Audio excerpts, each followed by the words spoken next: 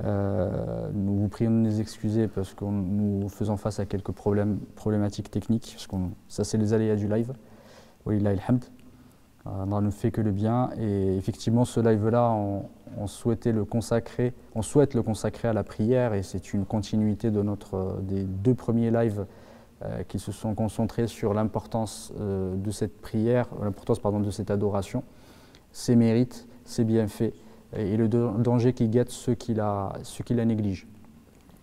Et on souhaite, alhamdoulilah, aujourd'hui consacrer ce live à un début d'une partie administrative et qui va commencer par les conditions, à la fois les conditions de validité, enfin les conditions d'exigibilité, ensuite les conditions également de validité, parce que sans effectivement cet aspect-là, la prière ne peut exister.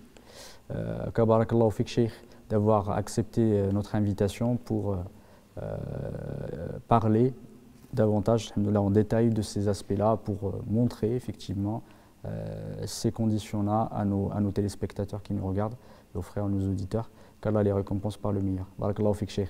Jazakallahu khairan Muhammad. Bismillahir rahmanir rahim. Alhamdulillahi rabbil alamin wa salatu wassalam ala khatimil anbiya wal mursalin wa ala alihi wa sahbihi ajma'in. Le rappel profite aux croyants. Effectivement, je pense que la plupart de nos sœurs et de nos frères savent faire la prière, mais est-ce que vraiment on connaît les conditions et comment cette prière est si importante qu'on se doit de la connaître et on n'adore pas Allah dans l'ignorance. Nous avons tous appris, peut-être avec les parents, qu'Allah les récompense par le meilleur, mais souvent on a très peu de science. Et donc la science n'est pas là pour empêcher les gens de se rapprocher d'Allah, au contraire. Au contraire, comme on le verra, Inch'Allah, dans d'autres lives sur la science, son importance, etc. Donc pour la prière en particulier, on doit savoir qu'on n'adore Allah qu'avec science et que le prophète sallallahu alayhi wa sallam ne parlait pas de lui-même et c'est Jibril alayhi salam qui est venu le visiter sur l'ordre d'Allah subhanahu wa ta'ala pour lui enseigner ce qu'il ne savait pas. Et donc pour la prière, et comme pour d'autres adorations, il y a des conditions. Je ne parle pas des conditions d'acceptation, puisque là, on le connaît, en tout cas, c'est pour toute adoration, il faut l'islam, comme Allah subhanahu wa ta'ala donc, nous le dit, dans la sourate Al-Imran, donc verset 85, il faut l'ikhlas, donc il faut la sincérité, le faire que pour Allah seul, c'est dans n'importe quelle adoration. Et il faut suivre Muhammad sallallahu alayhi wa sallam. Donc c'est lui qui, au travers de sa vie, de sa pratique, qui nous a enseigné les conditions, notamment ce que l'on sait de la prière et du reste des adorations. Maintenant, les savants, à partir de ces très très nombreux hadiths, ils ont fait un travail de synthèse et de déduction extraordinaire qui les a amenés à nous mâcher le travail. Et en particulier, on parle de conditions d'exigibilité de la prière, c'est-à-dire à qui on peut dire « lève-toi pour faire la prière ». Donc, bien entendu, il faut que la personne soit musulmane. Avant de faire la prière, il y a la shahada. Il faut attester, et Allah seul juge du cœur, il faut attester qu'Allah seul mérite l'adoration, que Muhammad sallallahu alayhi wa sallam est son messager. S'il n'y a pas d'islam, on ne peut pas dire à quelqu'un « Georges, Bénédicte, lève-toi et faire la prière ». Ça n'a pas de sens. Donc, Allah n'accepte pas de toute façon une œuvre avant l'islam. Donc ça c'est la première des conditions, disent les savants, et avec des preuves. Donc l'autre condition c'est le boulour. Si tu me le permets juste, je reviens à cette première condition effectivement par rapport à l'islam.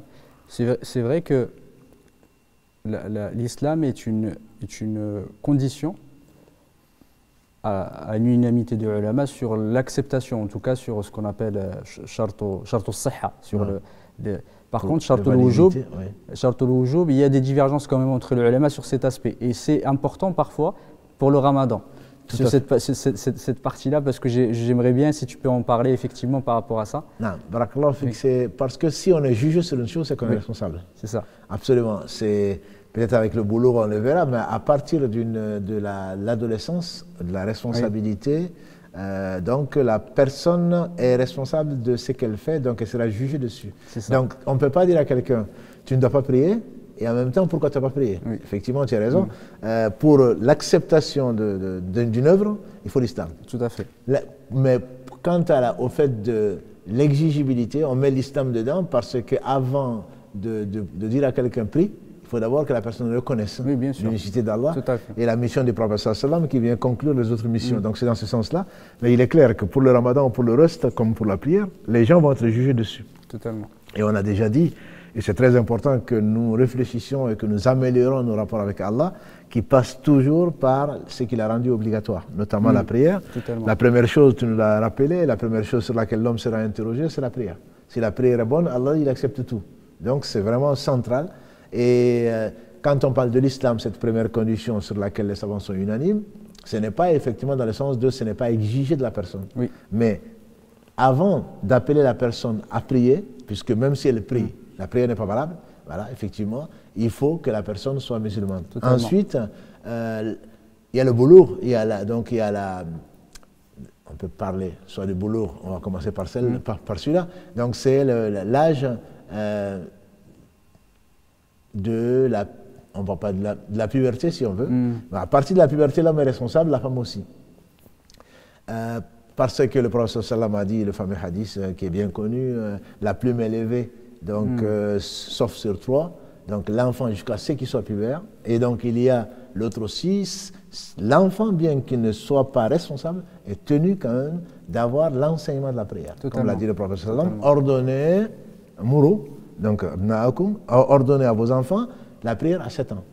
7 ans, ça ne veut pas dire que s'il ne le fait pas, ceci, cela, mais on lui apprend parce que la prière, comme on le sait, est pour toute la vie et sous différentes conditions et que l'on prie, que ce soit cas de maladie, en voyage et pratiquement dans toutes les conditions, sauf quand effectivement on n'a pas la raison, par exemple, qui est une autre condition.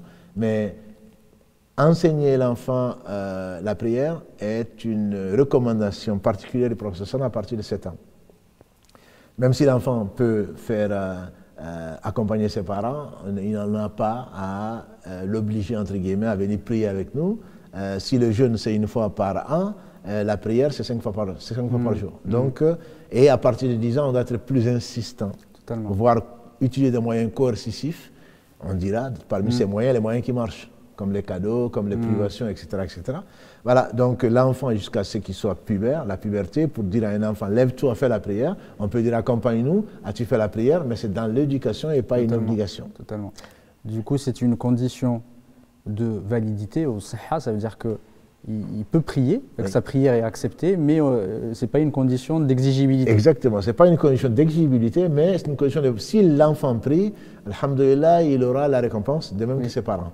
Voilà. Donc ce n'est pas une condition de validité de la prière, mais c'est une condition d'exigibilité pour qu'on dise tu n'as pas prié, donc tu as un péché. Voilà. Contrairement donc aux adultes.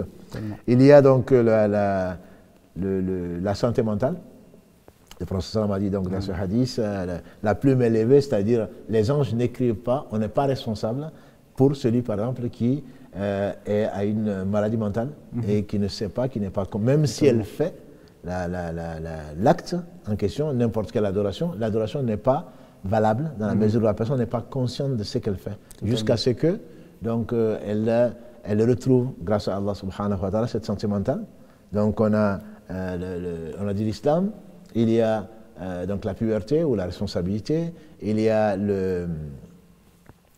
donc être saint, donc d'esprit, et il y a également, disent les savants, l'entrée de l'heure. Oui. L'entrée de l'heure, on ne peut pas dire à quelqu'un, actuellement il est 21h30, on ne peut pas dire à quelqu'un, est-ce que tu as fait le fajr? Parce que l'heure n'est pas rentrée. Voilà. L'heure n'étant pas rentrée, on ne peut pas donc exiger de quelqu'un qu'il fasse la prière, et on verra d'ailleurs, la prière n'est pas valable si l'heure n'est pas rentrée. Voilà. Donc il y a ça. Et il y a également que la personne soit débarrassée de ce qui entraîne la nullité de la prière, c'est que sa prière n'est pas valable même si elle prie. J'entends par là, comme par exemple une femme indisposée, voilà, d'une façon ou d'une autre, soit par les menstrues, soit par les lochis, cette personne-là n'a pas, on ne doit pas lui dire, fais la prière dans la mesure où, même si elle le fait, la prière n'est pas valable. Totalement. Voilà. Donc ça, ce sont des conditions, parmi les conditions d'exigibilité de la prière. Totalement. Du coup, si on revient sur l'entrée de l'heure de la prière, si tu le veux bien, barakallahu fik, quand montre effectivement, parce que plusieurs personnes se posent la question, à quel moment rentre quel est le temps de la prière du Fajr, celle du Dohr, etc. À quel moment je peux prier? Parfois, il y a des doutes. Et je rebondis en fait sur une question qu'on nous a posée le premier cours. Je ne sais pas si tu t'en souviens, on n'a pas pu y répondre. Oui. Sur l'Asr, du coup, j'aimerais bien si tu peux, voilà, Inch'Allah, nous expliquer quelle est l'heure effectivement du début de chaque prière, pour expliquer effectivement aux frères à quel moment ils doivent le faire, à quel moment ils ont la possibilité, ils ont le choix, à quel moment l'heure est passée. D'accord. C'est une question qui est récurrente en effet. Oui. Ce qu'il faut savoir, c'est que l'heure n'est pas définie même par le prophète sallam lui-même. L'heure a été définie par l'ange Gabriel, qui est sous l'ordre d'Allah subhanahu wa ta'ala. Et donc on comprend mieux. Inna salata kanat al-mu'minina kitaban mawquta. Donc, comme Allah le dit dans la sourate An-Nisa, verset 103, la prière est une prescription à des moments bien déterminés. Alors, la prière, ce n'est pas comme certains disent, j'ai raté le Dohr, j'ai raté le Asr. Non, Allah a donné des créneaux horaires et c'est lui le miséricordieux. De telle heure jusqu'à telle heure, on peut le faire. Donc, l'ange Gabriel alayhi salam est venu voir le prophète sallallahu alayhi wa sallam dans une des versions au matin, à l'aube, l'entrée de l'aube. Donc, il a dit, l'aube n'étant pas le lever du soleil. Oui. Parce qu'à la télé, on dit parfois, pour le jeûne, c'est le lever du soleil. Non, c'est vraiment l'aube, c'est la première clarté. Et donc, c'est le Fajr Sadiq. Ce n'est pas le Fajr Kadhib, parce qu'on a deux types de Fajr. Il y a le Fajr où on a une lumière, donc, comme l'a dit le prophète sallam, qui se lève comme la queue du loup, voilà, et qui est perpendiculaire, oui. Alors que celle-là, c'est elle ne permet pas de prier, elle permet de manger. Pour Ramadan, comme on en parlera, Inch'Allah. Voilà. Et donc, l'aube vraie, c'est ce qu'on voit une lumière donc, de l'horizon et qui se lève et qui ne se recouche pas jusqu'à ce que le soleil se lève complètement. Donc, l'ange Gabriel est venu voir le prophète sallam à ce moment-là en disant, lève-toi et prie. Ils ont prié. Ensuite, il est venu le voir à l'entrée au zénith en disant... Juste, je reviens sur le Fajr. Oui. Et je sais qu'il y a effectivement sur le problème des horaires, parce que beaucoup se posent la question là-dessus. Et je sais que dans certains pays, on prie parfois avant, le Fajr al-Kadhib parfois. Et beaucoup en fait ne comprennent pas pourquoi il y a des différences d'horaire entre des mosquées qui prient le Fajr 20 minutes après, avant, des fois un quart d'heure avant, etc. Ça dépend de... Du coup, si tu peux juste nous en dire un petit mot sans que ça soit compliqué, mais au moins que les gens comprennent d'où ça vient. C'est une très bonne question, dans la mesure où on est à un mois et demi du Ramadan en particulier. C'est le moment où les gens s'occupent beaucoup des horaires, pas tellement pour prier malheureusement, mais pour manger, pour l'imsak en particulier, et bon, pour le Fajr, pour les plus pieux d'entre eux. En effet, la première lueur, le Fajr Kadhib et le Fajr Sadiq, c'est donc aujourd'hui dans les pays européens comme la France, c'est les calculs. Oui. C'est le calcul, et donc il y a des horaires. C'est que la première lueur, on met une pile photoélectrique dans un désert, et quand elle est allumée, on dit que c'est l'aube. Justement, tout le problème est là. Il y a une thèse, alhamdoulilah, qui a été éditée en Belgique, que je tiens à la disposition donc, de nos frères et de nos sœurs. Il suffit qu'ils écrivent, donc, pour que je leur renvoie, Inch'Allah, qui démontre la méthodologie et surtout qui démontre la meilleure des façons de le faire. Donc, c'est pour cela qu'on trouve des horaires qui parlent de 12 degrés, de 15 degrés et de 18-19 degrés en général.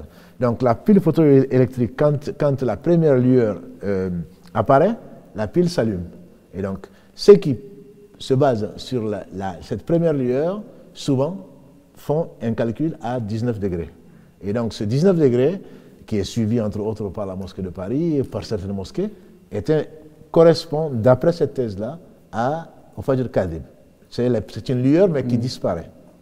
Ensuite, il y a ceux qui attendent jusqu'à ce que l'aube soit claire, qu'on puisse le voir à l'œil. Ça, souvent, c'est le 12 degrés qu'on trouvait dans l'ancien IEF, le musulman de France aujourd'hui, etc. Et la position médiane, c'est la 15 degrés, donc qui correspondrait, je dis bien par rapport à la thèse, au Fajr Sadiq. Et ce qui est bien dans cette thèse, que je recommande particulièrement, c'est le fait qu'ils ont comparé ces calculs avec la vision oculaire. C'est qu'ils ont été au Pakistan, ils ont été en Afrique, ils ont été aux États-Unis, et ils ont essayé de voir à l'œil, est-ce que l'aube vraie apparaît. Et quand ils ont regardé ça, ils ont trouvé que l'aube vraie apparaît dans les pays du monde, dans ce qu'on peut appeler les pays normaux, à 14,5 degrés. C'est ce qui amène, en tout cas, la coordination musulmane ou d'autres pays et aux États-Unis aussi d'ailleurs, l'ISNA, oui. C'est la méthode ISNA, ISNA, Islamic Society of North America, donc qui les amène à prendre le 15 degrés comme calcul. À ma connaissance, c'est le plus fiable à cause des études qui ont été faites. Donc si on parle de ce principe que c'est le 15 degrés, je sais que sur d'autres sites, on peut avoir d'autres, mais c'est juste pour moi voir que les gens comprennent la différence. Celle que moi je recommande, c'est le 15 degrés.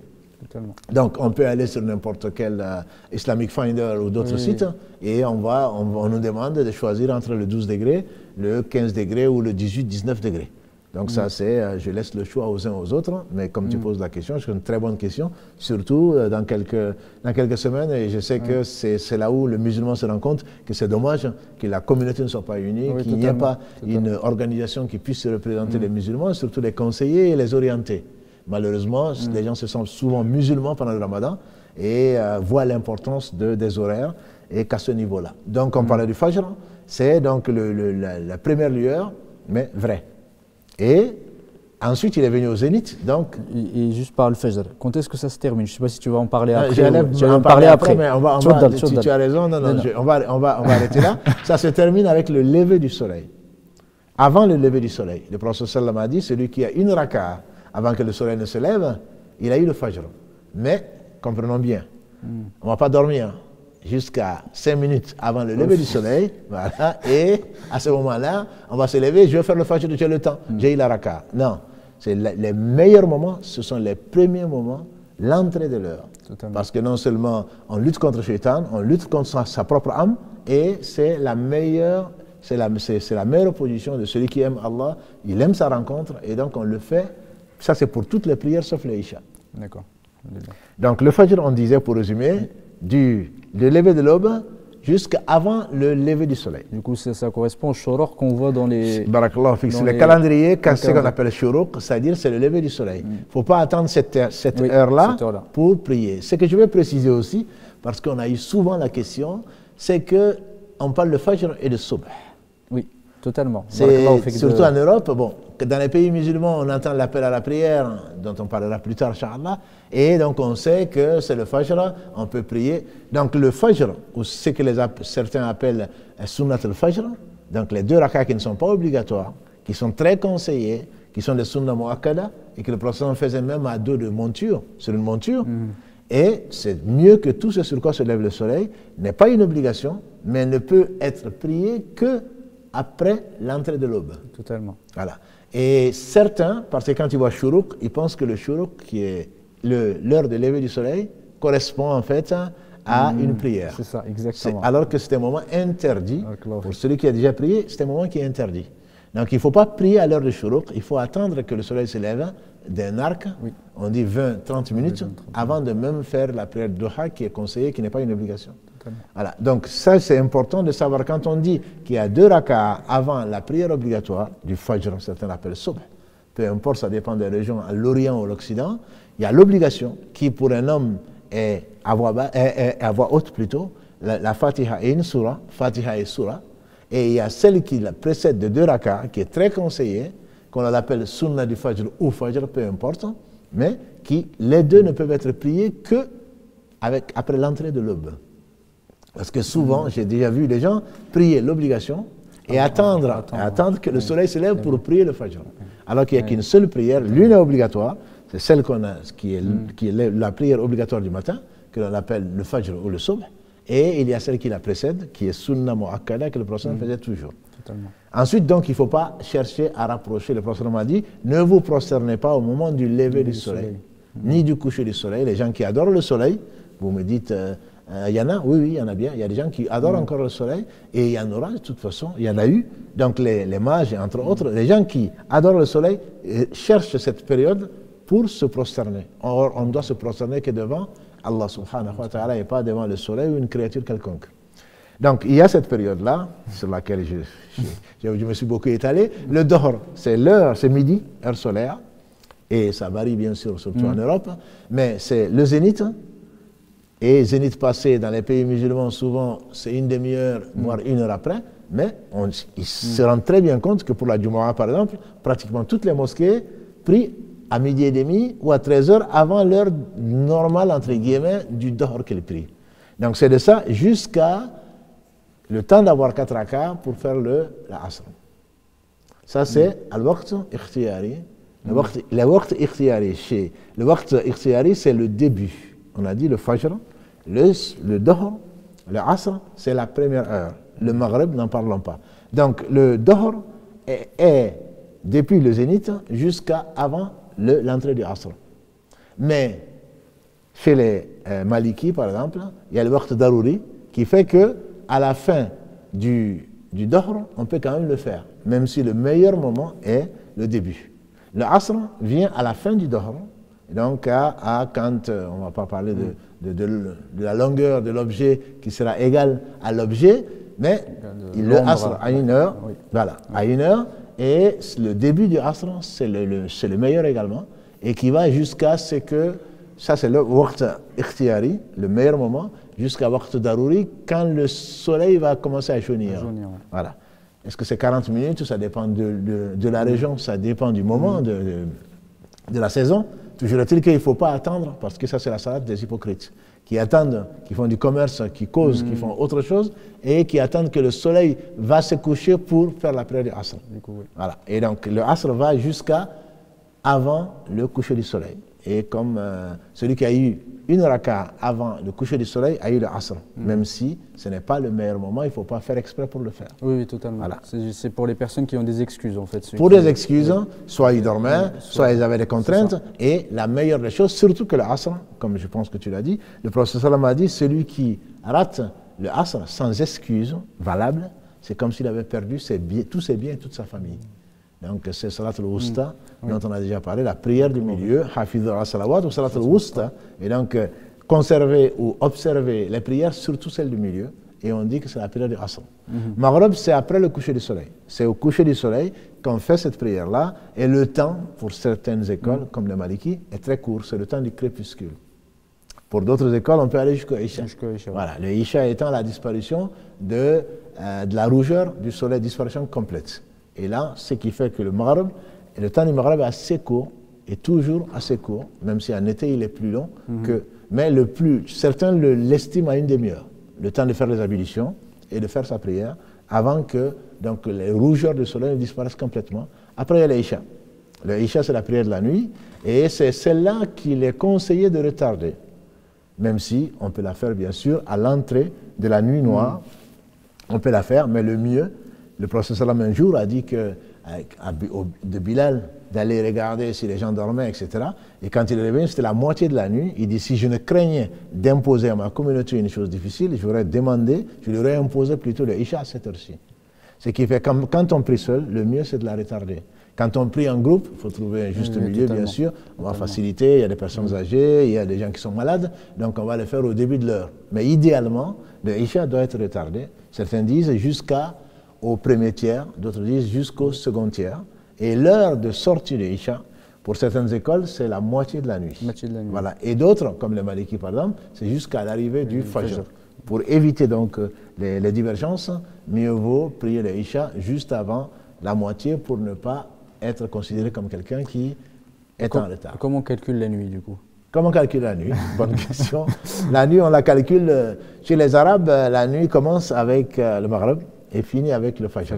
Donc on va prendre l'heure du Maghrib, l'heure du Fajr, et pour le dernier tiers de la nuit, pour les plus pieux d'entre nous, qui se lèvent pour prier, on va diviser en 3 ou la moitié pour faire le Isha quand on est seul ou quand on peut prier en groupe, mais tard, et pas l'imposer aux autres. En tout cas, c'est bien clair, qu'Allah te récompense par le meilleur. Au moins, les gens, effectivement, sauront quelles sont les heures des prières et surtout pour l'Asr, effectivement, beaucoup de questions qui se posent. Et du coup, pour l'Asr, c'est important de le faire au début, effectivement, et de ne pas retarder jusqu'à la fin parce que le waqt darura, c'est vraiment pour des gens qui ont vraiment des excuses, soit malades, soit s'ils sont endormis, soit etc. Mais pas le laisser à chaque fois à la fin et le prier juste avant le Maghrib. Du coup, on a parlé effectivement de l'entrée de l'heure, qui est à la fois une condition d'exigibilité, une condition shart wujub, je ne sais pas comment tu le traduis, non, pardon, sihha, c'est validité ou validité, c'est ça, validité. exigibilité, validité. Parce que si on prie, on ne peut pas obliger quelqu'un de prier l'asr, l'heure n'est pas encore. C'est sûr. Et on ne peut pas non plus. Et s'il prie l'asr avant l'heure, elle n'est pas acceptée. Absolument. Du coup, effectivement, ça, je pense que c'est une remarque qui semble évidente, mais la prière faite à l'heure, parce qu'on dit je dois prendre le métro, je commence à travailler à 7 heures, et est-ce que je peux prier avant? Non. Inna salata kanat al-mu'mina kitaban mawquta. Avant l'heure, c'est pas l'heure. Après l'heure, c'est pas l'heure. Voilà. Donc, absolument, on ne peut pas. Oui, mais comment je fais? On s'adapte à ce que Allah subhanahu wa ta'ala nous a donné par miséricorde, et on ne va pas inventer une religion, puisque Allah ne va pas l'accepter. Du coup, je rebondis à une question effectivement qui se pose, et ça m'a rappelé quelque chose aussi par rapport aux heures de prière. Doit-on récupérer la prière quand on a eu les menstrues? Ça, c'est une question qui est très compliquée. Alhamdulillah, si on a eu les menstrues alors que l'heure est rentrée, on ne peut plus prier. Et donc, on doit rattraper. Imaginons qu'on ait eu les menstrues le matin. Le problème ne se pose pas. On a fait le fajr, ce n'est pas encore le dohr. Mais imaginons qu'on ait eu les menstrues à l'heure du dohr. Et donc, qu'est-ce qu'on fait? On ne peut plus prier. Donc, une fois qu'on est purifié, on doit rendre le dohr, puisqu'on a vécu le dohr sans l'avoir prié. Certains disent qu'on doit rendre le dohr et l'asr. Oui, parce que puisque on sait, et j'espère que la question ne va pas être posée aujourd'hui, comment regrouper les prières. Donc, on doit rendre le dohr et l'asr, ou comme le maghrib, on a eu les menstrues après le maghrib. Et juste à l'entrée, mais on ne peut plus prier. Donc certains disent qu'on doit aussi les Isha, parce que le Maghrib partage avec les Isha le même temps. Et donc, si c'est, alhamdulillah, on ne l'a pas eu, on n'est pas en faute. Allah sait que l'heure n'est pas sortie. Et donc, puisque l'heure n'est pas sortie, on n'est pas en faute, mais on le doit quand même, puisqu'on a vécu donc, ce moment important et on n'a pas prié. On n'a pas prié donc cette prière-là. Totalement. Et du coup, dans l'autre sens, effectivement, comme tu avais dit, il y avait une divergence. Si elle devient, si la femme devient pure à l'heure du Asr. Barakallahu fik. À l'heure du Asr, la femme devient pure. Alhamdulillah, elle n'attendait que ça, parce que ça la manquait. Et donc, elle se purifie et il y a une divergence dessus, comme tu sais. Elle fait le Dohr et l'Asr parce que les deux ont le même, ça c'est un avis, pour moi qui est le plus sûr. Je ne dis pas qu'elle est obligatoire, mais c'est le plus sûr. Mais certains savants disent qu'elle ne fait que le Asr puisqu'elle a vécu que sa pureté est venue pendant le Asr. Donc je demande à nos sœurs, car la récompense pour les avoir, éprouvées, parce qu'aucun homme ne peut faire, porter les enfants, etc. etc. Donc je demande aux sœurs que la prière est tellement importante qu'on a dit, si elle est bonne, tout le reste est bon. Donc qu'elle vérifie. Quand elles sentent qu'il va y avoir la période menstruelle, ou quand elles sentent que ça va être la fin, pour ne pas laisser passer une chance unique qui ne reviendra pas. Donc souvent, elles se rendent compte que « je voulais prier, mais j'ai oublié mes menstrues ». Mais si au début de l'heure, quand on sent que, puisqu'il y a des signes qu'elles connaissent, quand on sent que les menstrues vont arriver, le mieux c'est d'être prête, dès que l'heure rentre, à ce moment-là, de le faire. Comme ça, au moins, on n'aura pas, non seulement pas à le refaire, mais en plus de cela, on aura la récompense, inchallah. Totalement. Quand tu parlais du Asr aussi pour l'Isha, du coup.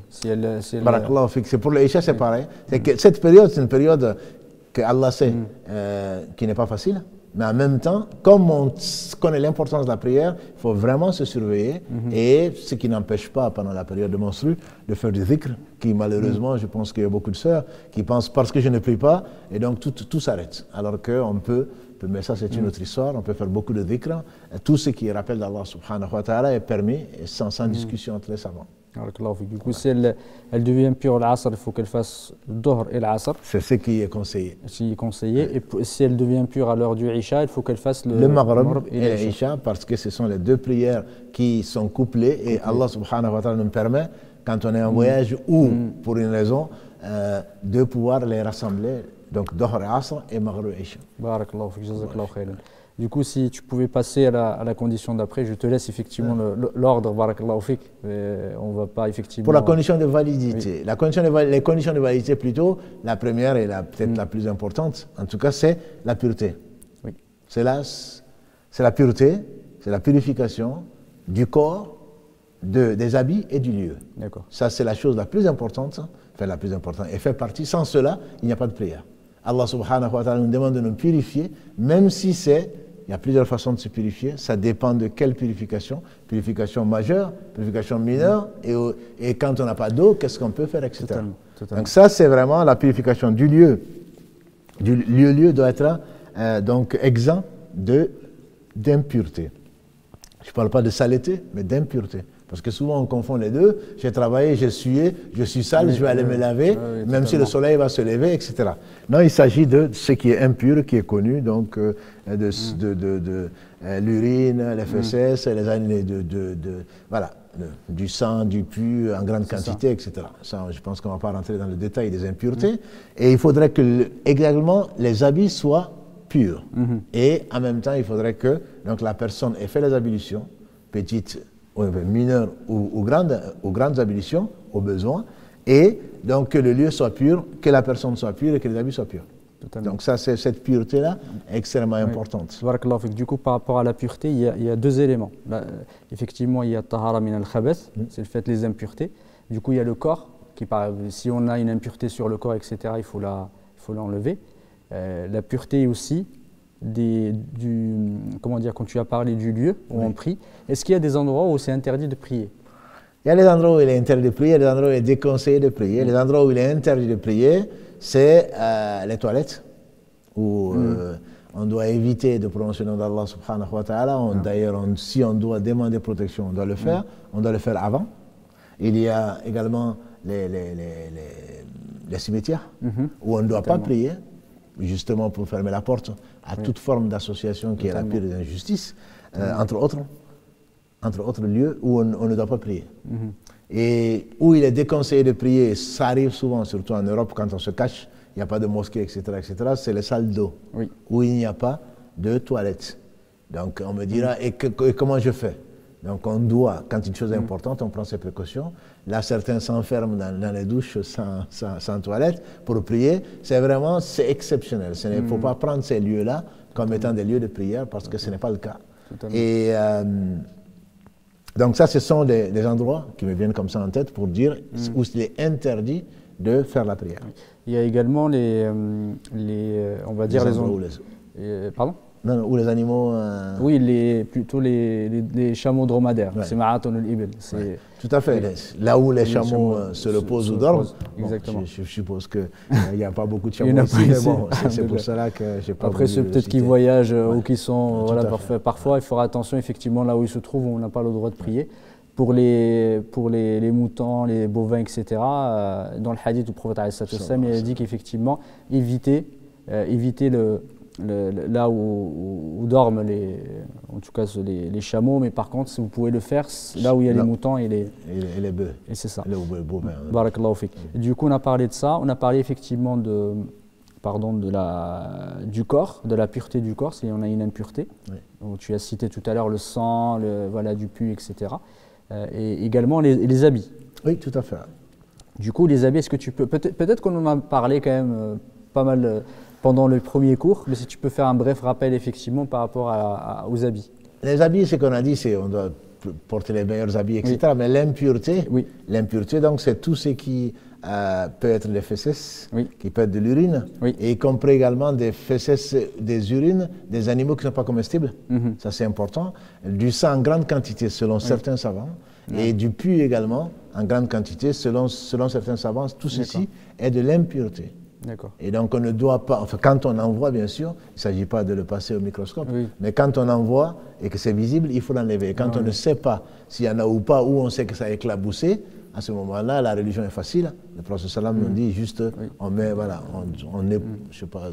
on éclabousse un peu d'eau partout, ou alors on passe la main mouillée pour être sûr qu'on a touché toute la partie qui pourrait être concernée. Du coup, celui qui prie en sachant qu'il y a une impureté et qui prie, du coup, sa prière est... Sa prière est invalide, puisque parmi les conditions de validité de la prière, c'est la pureté du lieu, du corps et des habits. Absolument, ça c'est quelque chose de... Parmi les conditions de validité de la prière, il y a l'entrée de l'heure, donc on a déjà dit 2 mots, et il y a également la direction de la Qibla, pour celui qui la connaît. Pour celui qui la connaît, donc quand... on connaît la Qibla, c'est Allah qui l'exige, notamment dans la Sourate Al-Baqarah, il insiste beaucoup dessus, puisqu'il a demandé, il a éprouvé les croyants qui se tourner vers Jérusalem et ensuite donc vers la Mecque, c'est un ordre pour voir qui obéit à Allah et à son messager par rapport à ceux qui suivent leur passion. Et donc, quand on connaît la Qibla, on doit se diriger vers la Qibla, autant que faire se peut. Quand on ne la connaît pas, on suppute. C'est-à-dire, on sait que je suis en train d'aller vers l'Afrique et que c'est vers le sud-est qu'il faut se tourner si je quitte l'Europe. Et donc, on suppute et on se dirige vers le sud-est, vers la Qibla. Mais sachant que la Qibla, bien sûr, elle est la seule et même, c'est la Kaaba, construite par Ibrahim alayhi salam et son fils Ismaël.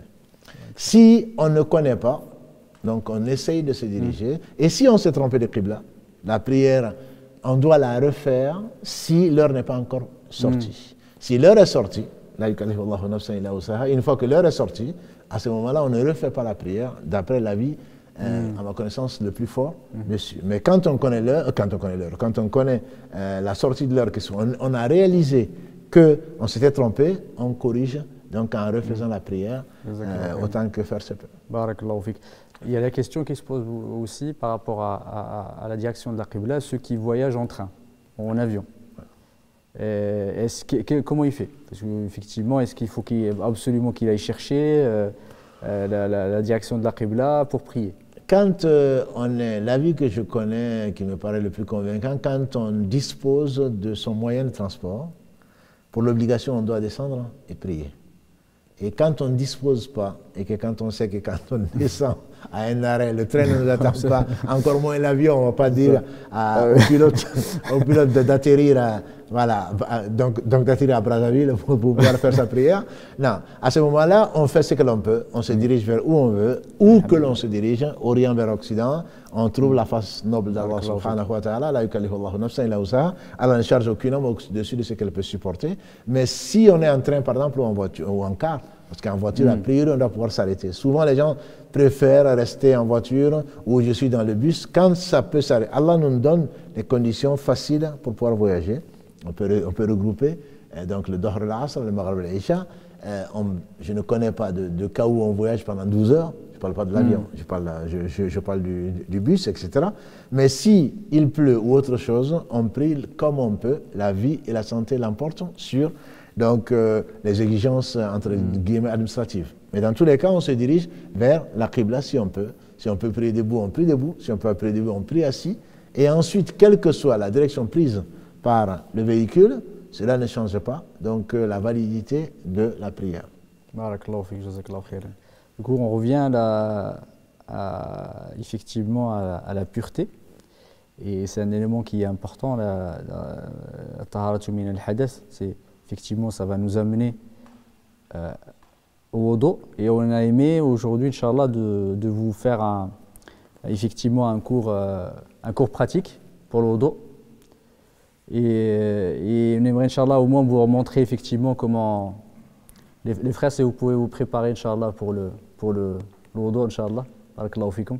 Ça serait effectivement important effectivement, de montrer aux frères et aux sœurs comment faire de la meilleure façon, Inch'Allah ta'ala, le wudu, parce qu'on voit, il y en a certains qui le font très très vite, ou ils le font parce qu'ils ont vu quelqu'un le faire, leurs parents, etc. Et c'est important effectivement de leur montrer. Si tu peux juste faire une petite introduction là-dessus, et ensuite on passera au cours, en tout cas montrer de façon pratique la meilleure façon de faire le wudu. C'est vrai qu'Allah bénisse nos parents qui nous ont éduqués, c'est bien, mais en même temps, les parents ont appris sans vraiment comprendre, on peut faire des choses, car leur pardon, ils nous pardonnent, qui ne sont pas obligatoires, et on y tient beaucoup, comme le nombre de fois, etc. Alors qu'il y a des choses qu'on fait, parfois mal, et donc les conditions de validité qui me viennent en tête sont de 7. Avant tout, c'est l'intention. On ne se rafraîchit pas avec l'eau parce qu'il fait chaud ou parce qu'on est sale, etc. La première des choses, c'est l'intention. Donc l'intention étant du domaine du cœur, on n'a pas à dire oh Allah, je vais faire les petites ablutions ou les grandes ablutions. Pour les petites ablutions, en tout cas, on sait, on va se purifier pour lever ce sans quoi qu'on ne peut pas faire sans les ablutions, en adorant Allah subhanahu wa ta'ala, en voulant se rapprocher de lui, en espérant son agrément et en craignant son châtiment. Tout ceci est résumé, mais ça n'a pas besoin de se formuler. On sait pourquoi on le fait. Mais que l'on soit conscient, je pense que c'est important que dans chaque acte, chaque acte, les actes ne valent que par l'intention. Là, c'est devenu tellement routinier qu'on le fait systématiquement et sans vraiment formuler l'intention, et ça c'est important. Et ensuite, donc, ce qui est également une obligation dans les ablutions, c'est de, comme Allah le dit dans la sourate Maïda, verset 6 en particulier, donc il y a l'intention, il y a le fait donc de laver, ce qui est obligatoire, le visage. Inch'Allah, on va passer Inch'Allah directement, comme ça on montrera Inch'Allah. de façon en direct, bi'idhnillahi ta'ala.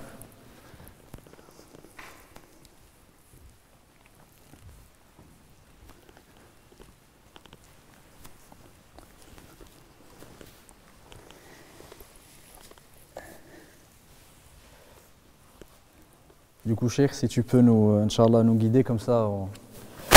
Donc, Oui. il y a les choses obligatoires, il y a les choses donc, qui sont sunna. Voilà, surrogatoires.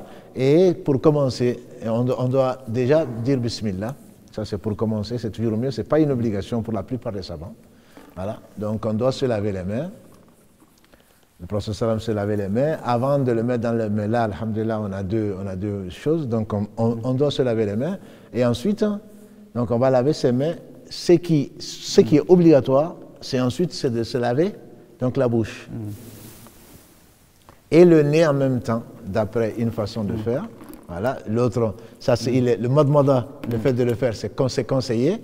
Et même le professeur a dit que s'il ne devait pas rendre une chose obligatoire, s'il craignait d'imposer à sa communauté, il aurait imposé le siwak de le faire en même temps. Donc le madmada, c'est le fait donc d'avoir de l'eau et de nettoyer la bouche, ensuite le nez. Mais on peut aussi le faire, la bouche et le nez en même temps. D'accord. Ça, c'est une sunna. Et ensuite, le visage. Le visage est une obligation, comme Allah le dit, subhanahu wa ta'ala. Et ensuite, donc, on doit laver les mains, enfin, le bras, depuis les doigts jusqu'au coude.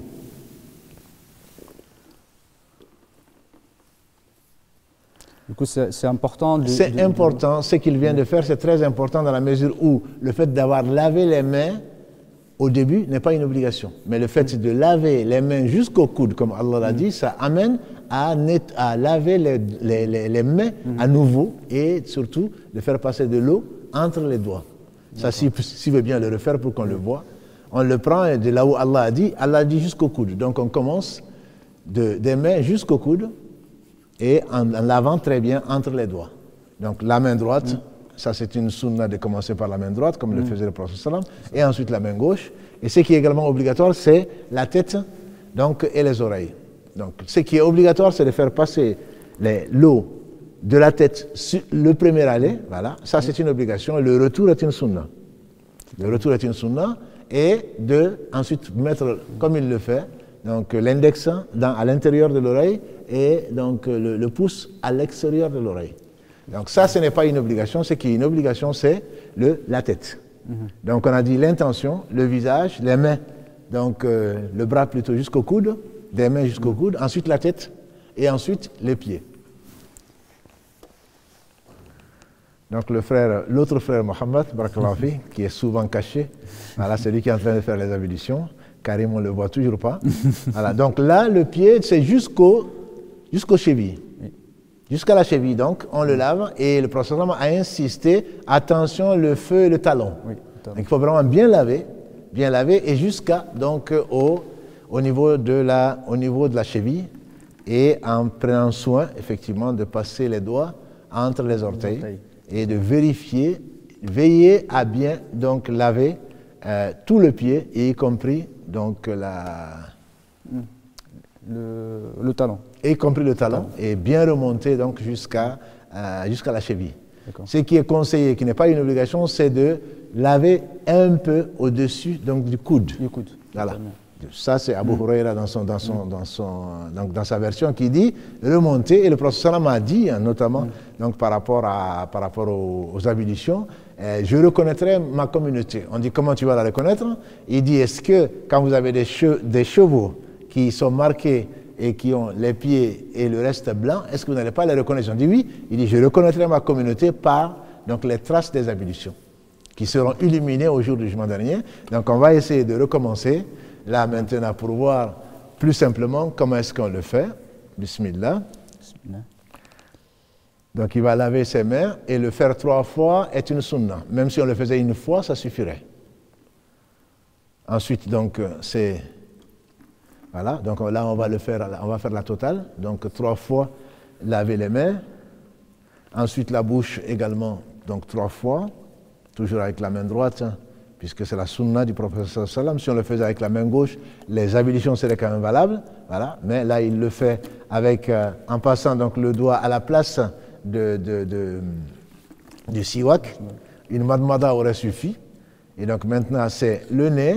Ça c'est une façon de faire. L'autre façon c'est directement la bouche et le nez à la fois. Et ça, ce n'est pas aussi facile que ça, notamment pour les gens qui sont habitués à le faire séparément, mais les deux sont valables. Ensuite, donc, le visage. Le visage, c'est depuis donc, le crâne jusqu'à la barbe. Et quand la barbe est épaisse, il faut passer donc, la main mouillée pour que l'eau touche la peau. Et ce qui n'est pas, sa barbe n'est pas aussi fournie que ça. 3 fois, donc en prenant soin de laver bien le creux entre guillemets des yeux. Voilà. Et ensuite, on passe donc à la main, là aussi 3 fois, avec de la main jusqu'au coude, bien nettoyée et bien passée. Ça, c'est l'une des erreurs fondamentales que les gens font. Donc, ne oublier, parce que j'ai déjà lavé mes mains, je m'arrête juste au poignet. Ça, c'est extrêmement important, parce que l'obligation, c'est de laver les mains jusqu'au coude, compris. Donc, la droite, 3 fois, qui est une sunna. On l'aurait lavé une seule fois, ça suffirait. Et ensuite, donc, la gauche, en prenant soin donc, de laver entre les doigts, jusqu'au coude, et de préférence au-dessus du coude, parce que demain, quand vous allez reconnaître Mohammed sallam au paradis, quand vous allez reconnaître Mohammed Adda, vous allez voir que c'est bien illuminé jusqu'au-dessus du coude. Voilà, et on va se reconnaître, Inch'Allah, comme l'a dit le prophète sallallahu alayhi wa sallam. Et ensuite, donc, une obligation, c'est la tête. Oui. Du coup, c'est le masque. Voilà, le masque, donc la tête jusqu'à la nuque. Et le fait de revenir n'est pas une obligation, mais c'est une sunna. Ça ne veut pas dire qu'il faut l'abandonner. Est-ce qu'il ne faut pas prendre de l'eau encore pour les oreilles? On peut, avec la même eau, on doit passer, on n'est pas obligé de prendre de l'eau avec les oreilles. C'est même pas sunna que de reprendre de l'eau pour les oreilles. On peut le faire avec la même eau. Et ensuite, donc, on lave les pieds, orteils compris, juste 3 fois, donc jusqu'à la cheville. Donc ça, ce sont les obligations donc des ablutions, les petites ablutions. Mais en plus de cela, il ne faut pas oublier qu'il y a le fait de le faire dans l'ordre. Le fait dans l'ordre fait partie des obligations, en tout cas chez les Malikis. On ne va pas commencer par les pieds et finir par la bouche. Le prophète sallam, il faut adorer Allah comme il nous l'a enseigné. Et enfin, la 7e obligation, donc c'est le fait de ne pas... Ça, ce n'est pas une obligation. La 7e obligation, c'est le fait de ne pas laisser sécher un organe, un membre lavé. Par exemple, il a commencé avec la main, il est arrivé au bras et il y a sa femme qui téléphone. Il prend le téléphone parce qu'il se sent obligé. Il commence à parler pendant 30 minutes. Donc, le bras a séché, il ne va pas aller au visage. Il faut qu'il recommence complètement. Il faut qu'il recommence complètement. Et s'il a obligé, parce que la 6e obligation, c'est l'ordre, s'il a lavé ses pieds en oubliant, par exemple, le visage, il revient au visage, qu'il lave, ensuite la tête et ensuite les pieds, parce que l'ordre fait partie également de la meilleure façon de le faire. Et c'est une obligation, c'est cette obligation, c'est certaines écoles. Jazakallah khair, barakallahu fik Mohamed. Barakallahu fik Mohamed.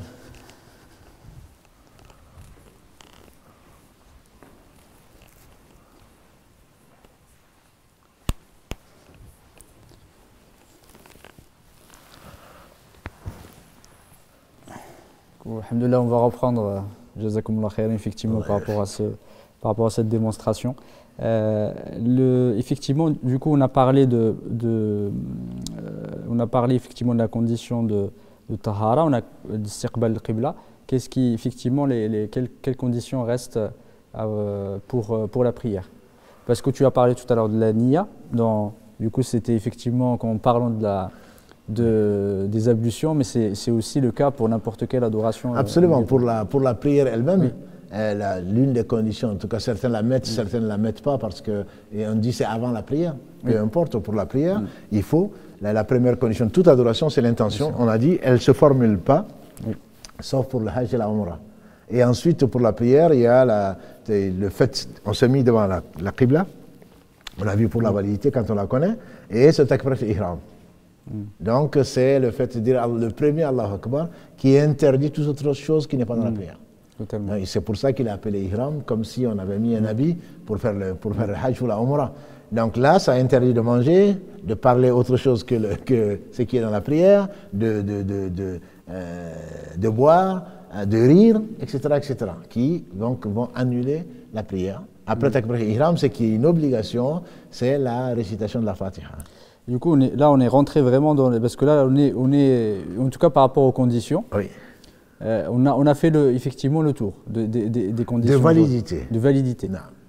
Après, les conditions de validité, les conditions aussi d'exigibilité. Oui. On a parlé de la niya, je voulais juste revenir sur la niya, parce qu'il y a beaucoup de nos parents, parfois, effectivement, ils verbalisent la prière en disant voilà, salat subh lillah, voilà, il y a plusieurs formulations, etc. Est-ce que, effectivement, qu'est-ce qu'on peut dire de cette action-là et comment la niya peut-elle, parce que certains disent oui, mais il faut absolument que je le fasse, sinon ma prière, il faut absolument que je le dise, sinon ma prière, elle n'est pas valide. La niya, donc l'intention en français, c'est quelque chose qui est du domaine du cœur. Le dire, les savants, à ma connaissance, à l'unanimité, disent que c'est une innovation. C'est-à-dire que bon, pour quelqu'un qui ne sait pas, on ne peut pas dire qu'il est innovateur, puisqu'il est ignorant. Mais quelqu'un qui sait, qui dit non, moi je le préfère comme ça, il invente, donc dans une adoration, et ça c'est formellement interdit. Donc on ne doit pas formuler l'intention. L'intention, elle est dans le cœur. Quand on se lève pour les ablutions, c'est déjà pour faire la prière. Quand on s'arrête en face de la qibla et on veut commencer la prière, on sait pourquoi on le fait, on doit le faire avec humilité. Donc on prend son temps et tout ce qu'on avait dit pour venir à la mosquée, etc., etc. On a déjà l'intention de faire la prière. Donc l'intention, elle est dans le cœur. L'intention que l'on doit renouveler peut-être pour multiplier les bonnes actions, c'est le fait qu'on veut vraiment plaire à Allah subhanahu wa ta'ala. Et que par cette prière, on espère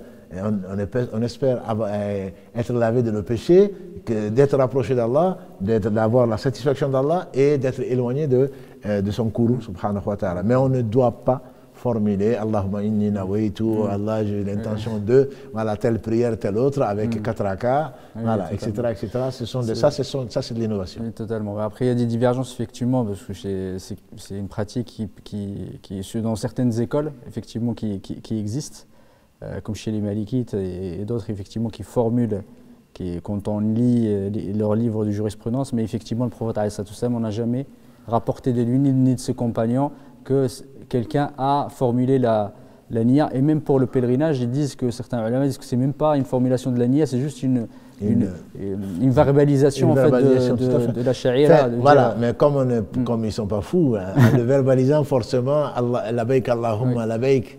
Mais le umrah, par exemple, bon, en le disant, c'est peut-être pas une intention. L'intention, c'est depuis qu'on porte. Déjà, on sait qu'on est. On part pour ça, donc on sait que. Après, dans la prière, je ne connais vraiment aucun hadith, même faux, ou une pratique de compagnons pour dire que le prophète verbalisait. Et le danger, c'est que quand on verbalise, et parfois on peut se tromper. Et donc, quel est le sort quand on veut dire le dohr et qu'on parle de asr? Voilà, finalement, Allah ne nous en veut pas quand on se trompe, mais l'intention, c'est ce qui est dans le cœur. Finalement, pourquoi l'avoir verbalisé? Totalement. À ma connaissance, c'est quelque chose qui est pour le moins déconseillé. Oui, totalement. Barakallahu fik. Est-ce qu'il faut garder cette intention toute la durée de la prière? Quand on est en prière, quand on est entré en prière, l'intention est quand on rentre en prière. Après, je ne vois pas comment est-ce qu'on peut commencer la prière et oublier l'intention. L'intention n'est plus requise dans la mesure où on est en prière. Et là, à ce moment, on essaye de garder le maximum, de gagner le maximum de choses dans la prière en se concentrant sur ce que l'on dit, sur les gestes que l'on fait et de les faire de la meilleure des façons. Parce que ça sont les conditions qui sont si importantes. Si on reste encore dans l'intention, oh Allah, je veux prier, Allah, je suis en train de prier, je veux dire... Mais plutôt là, pardon, excuse-moi, je te prie de m'excuser de m'avoir coupé, c'est plutôt l'intention de la prière du dohr. Parce que certains ulama disent il faut garder l'intention, par exemple, quand je suis au dohr, il faut que je garde cette intention jusqu'à la fin de la prière. Ouais, donc finalement, je crains de changer de prière. Changer de prière, voilà. À ma connaissance, voilà, barakallahu fik pour la précision, à ma connaissance, ce n'est pas quelque chose ni de conseillé, encore moins recommandé. Donc, c'est quand on rentre, on sait qu'on va, même à la mosquée, si on vient à la mosquée, alhamdulillah, comme nous sommes, on sait pourquoi on vient. Le fait de lever les mains, comme on le verra dans le détail, Allahu Akbar, c'est on est en prière. À partir de ce moment-là, on n'a pas besoin de surveiller qu'on est sorti de cette prière pour entrer dans une autre prière.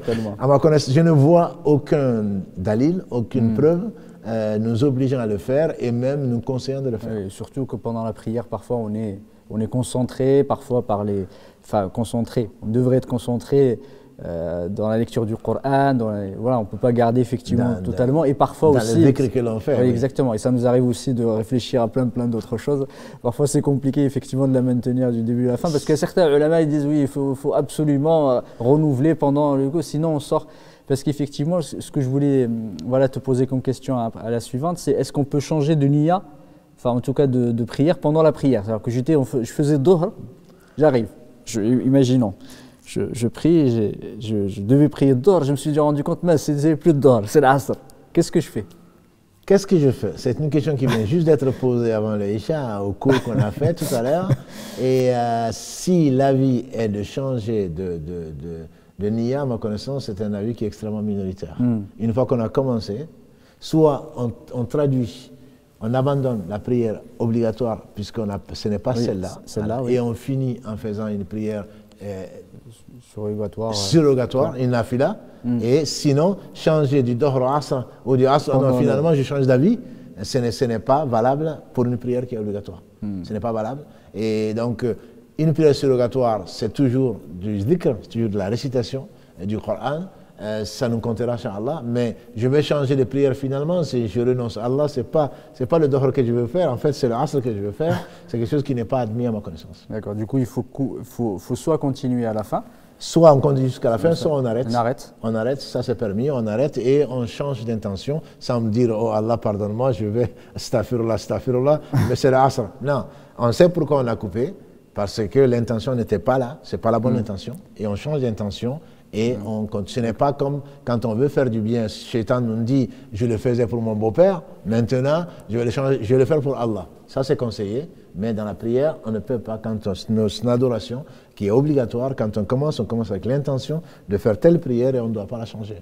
Du coup, si on a fini la prière, et on s'est rendu compte on croyait prier c'était l'heure du dohr par exemple, du asr, et on priait dohr parce qu'on avait... du coup, il faut refaire la prière. Il faut refaire la prière parce que la prière dépend, comme l'a dit le prophète sallam, les actes ne valent que par l'intention qui les anime. Si c'est le asr qu'on a fait au lieu du dohr, on n'a pas fait le dohr.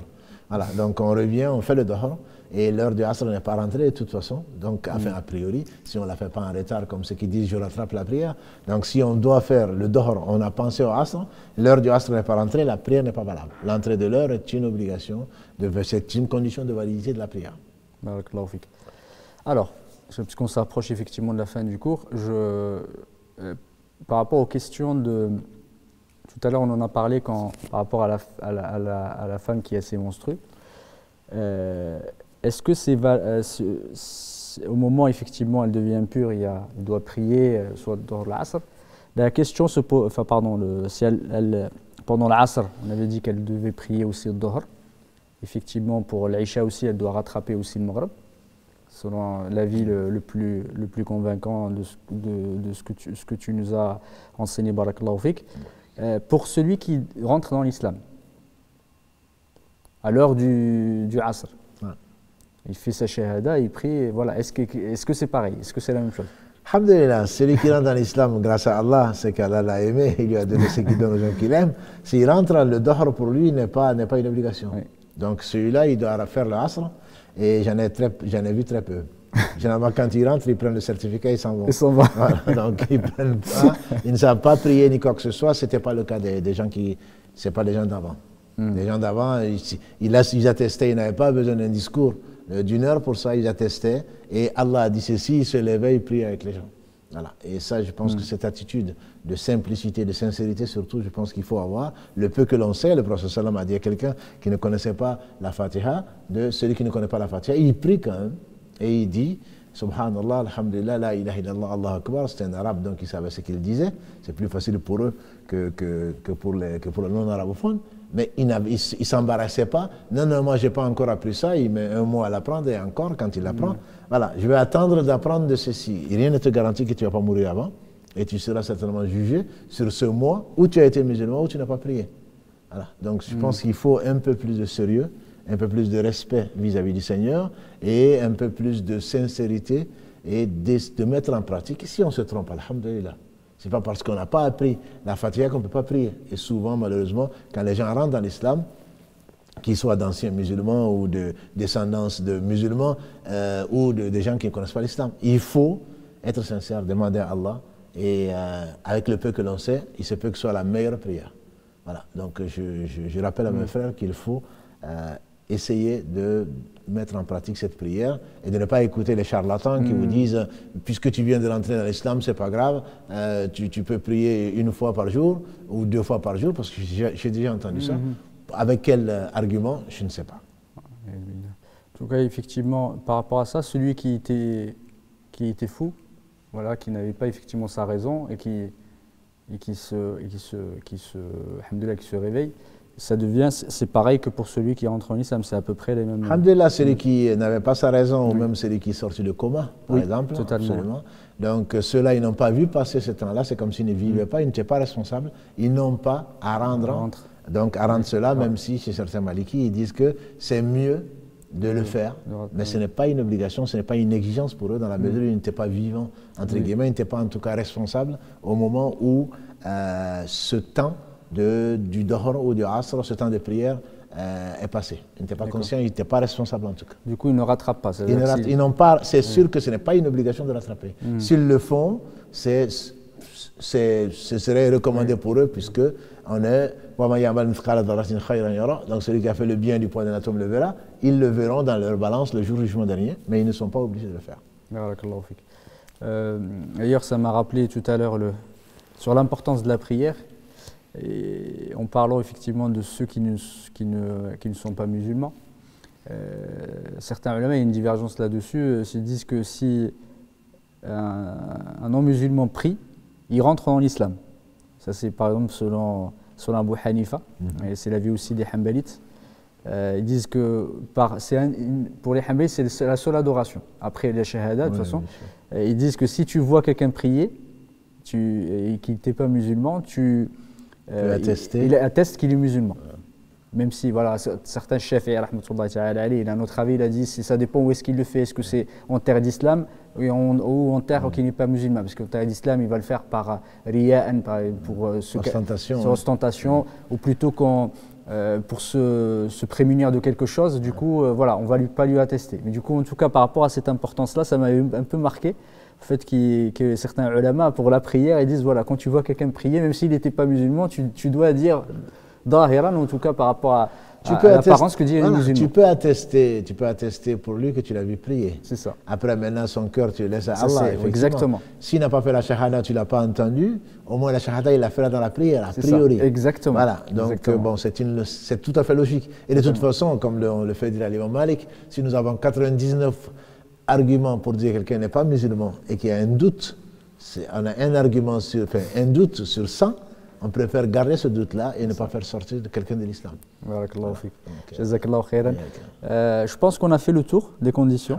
Je pense que chez les Malikites, il me semble, il en restait un, mais c'est Boulugh Risala, c'est le fait que le message lui soit arrivé. Je pense que c'est un des seuls, à mon avis, qui ont si tu veux en parler. Si tu veux en parler, après c'est très rare maintenant. C'est que avec Internet, qui soit exactement. C'est sûr que bon, si Allah sait et Allah est juste, et celui à qui le message de Mohammed n'est pas arrivé, ou de l'islam, si c'était avant le prophète sallam, puisque c'est la même religion, celui-là n'est pas responsable. Et Allah étant juste, il le mettra là où il mérite. Et au jour du jugement dernier, parmi les 10 avis qui ont été émis par les savants de savoir comment Allah va le juger, c'est le fait qu'Allah va l'éprouver au jour du jugement dernier. Il lui dira, il lui ordonnera des choses, et s'il le fait, même si c'est le feu, s'il dit rentre là, si la personne rentre, elle va trouver le paradis, parce qu'elle a obéi à Allah. Si elle désobéit, et donc elle aura mérité l'enfer. Donc ça, ce sont des choses, alhamdoulilah, qui sont connues effectivement chez les Malikis. Aujourd'hui, avec Internet, ce ne sont pas nos auditeurs qu'on va demander, Et il est clair que le message est... Certains s'inquiètent en disant oui, mais et les Sioux, et les Indiens, et les Zoulous, bah, moi je m'occuperai plutôt de mon sort. Moi ça m'est arrivé, qu'est-ce que j'en ai fait? C'est une question qui sera posée aux gens au jour du jugement dernier. La science que Allah nous a donnée, alhamdoulilah, c'est beaucoup pour l'adorer et c'est très peu par rapport à la science. Mais qu'est-ce que j'ai fait de ce qu'Allah m'a donné pour que de m'occuper des sourds-muets ou autre chose? Et les sourds-muets, entre autres, Allah sait. Le prophète sallam a dit, celui que Allah a éprouvé par ce qu'il aime le plus, on dit les yeux, il n'aura d'autre, et qui patiente, il n'aura pas d'autre récompense que le paradis. Moi, j'ai vu des sourds-muets, j'ai fait des cours à des sourds-muets, c'est une leçon extraordinaire. Quand Allah prive quelqu'un de ce qui n'est pas son droit, Allah ne lui donne pas, par exemple, lui ou la vue ou la parole, Allah lui donne autre chose en compensation. Quand on est en face d'un sourd-muet, quand on lui parle de l'islam avec le langage des signes, il se dégage de ces gens une foi que je ne peux pas juger, une apparence de foi extraordinaire. On a l'impression vraiment qu'ils ne vivent pas la foi comme nous. Et malgré, et à cause de leur handicap, on les voit prier avec nous, on les voit assister. Et ils ont appris des signes, ils ont appris leur religion, ils font la shahada. Quand ils communiquent entre eux, c'est extraordinaire. Et c'est nous qui sommes injustes en disant, oui, mais comment est-ce qu'Allah va juger celui-là? Il ne sait même pas lire. Et il y a une vidéo qui circule qui est extraordinaire, des sourds-muets en train de réciter le Coran. Mais c'est extraordinaire. Tu te dis où est-ce que j'en suis? Comme des gens en train de prier dans des conditions, alors que toi tu es dans un confort, dans une mosquée avec des tapis et tout le reste, tu ne pries pas. Et des gens qui sont en train de conduire, des gens qui sont donc sur les icebergs ou qui sont dans des conditions extrêmes et qui sont quand même en train de prier. C'est une leçon de modestie, d'humilité, une leçon d'amour, je dirais. Et Dieu, subhanahu wa ta'ala, jugera tout un chacun. C'est vraiment dommage que nous qui ne sommes pas apparemment éprouvés par des handicaps, n'arrivent même pas à se présenter devant notre Seigneur régulièrement, de prier comme il nous l'a indiqué, alors que d'autres qui ont été privés de certaines choses, quand on dit privés comme si c'était leur droit, ce n'est pas leur droit. À qui? Que Allah a éprouvé par l'absence de ceci, cela, qui sont peut-être beaucoup plus pieux que nous. En tout cas, qu'Allah te récompense par le meilleur pour ce rappel. Effectivement, des fois, on se rend pas compte et on n'est pas reconnaissant envers notre Seigneur pour tout ce qu'il nous a offert et tout ce qu'il nous a octroyé. Qu'Allah nous guide et nous pardonne nos manquements, qui sont plusieurs. Mais, alhamdoulilah, je prie nos frères et nos sœurs de nous excuser par rapport aux problèmes techniques. Effectivement, la vidéo elle sera postée bien plus tard, Inch'Allah Ta'ala. On est arrivé effectivement à la fin de ce cours, parce que c'était un cours dédié aux conditions de la prière, et on commencera bi'idhnillah ta'ala la semaine prochaine. Depuis le début, effectivement, on parlera d'Adan al-Iqama, et on parlera, Inch'Allah, des arkan, des wajibat, effectivement, des piliers, des obligations de la prière. On commencera à parler également des sunan de la prière, Inch'Allah Ta'ala, et ça sera Inch'Allah, dans le cadre d'un cours pratique pour profiter aussi à la fois de la théorie et de la pratique. C'est dans l'esprit du titre, l'esprit et la lettre. L'esprit et la lettre. Barakallahu fik.